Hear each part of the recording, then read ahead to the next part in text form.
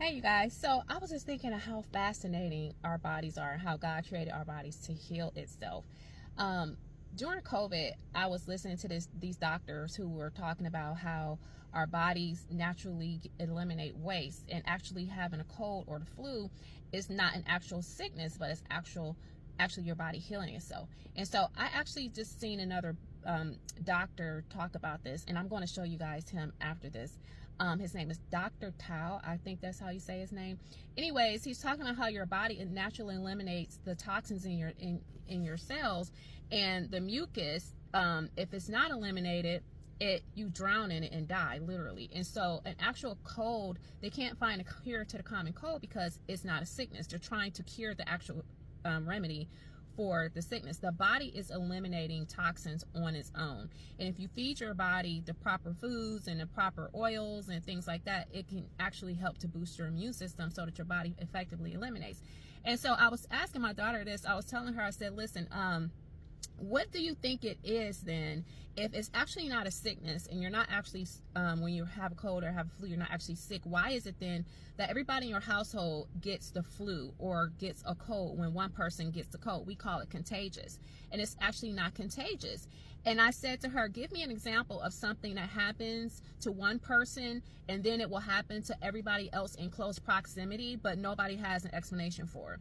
And she immediately said yawning. When you yawn, if you see somebody yawn, you yawn. And I said another one is actually your menstrual cycle. If you have women that stay in the same household or in the same dormitory, one person will, you sync up, your cycles sync up, but nobody really has an exact answer for that, right? So when you're getting a cold or a flu, you were calling it contagion, and it's not contagion.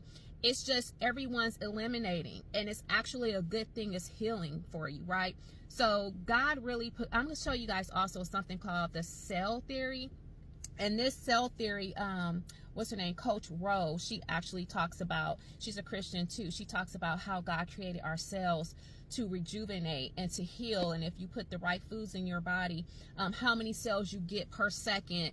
It's fantastic, just total rejuvenation. And so we have to start thinking about our having a cold or a flu as the body's way of healing and dumping waste. So if you don't dump and heal properly, it's an excess amount of waste that then turns into what you call a cold and flu. So anyways, just some random thoughts, but yeah, I just think it's fascinating how God created our bodies. And so anyway, I love talking about that kind of stuff as well as the scripture. But I wanted to show you guys this doctor. His name is Dr. Tao. I'm not really sure how to say his last name, but here he is. God bless. And yeah, let's take care of these bodies, guys. We chasing the cold bug for 150 years, and in all that time has not made even the slightest degree of headway in alleviating the most prevalent of all human maladies. This is because it has no conception of toxemia, which explains a cold for what it is, an overflow of excess in the body that was not properly eliminated. You would think that somewhere in medical science often talked about the advancement, they would have figured out what a cold is. But as long as they continue trying to locate a cold germ, they will look for another 150 years with the same results they have had so far, and that is no results. Why? Because it's the most common of all the things that ail us is the common cold. How come they haven't found a cure for the common cold? We can go to the moon and come back. We can go out into space billions of miles away. We can't cure the cold. Nobody has come to the realization in that field that the cold is the cure. They're trying to cure the cure. If you don't have the cold, you will literally drown in your own mucus, which is what most Americans do. About 90% of the 300 million Americans that are alive today will die by drowning in their own mucus.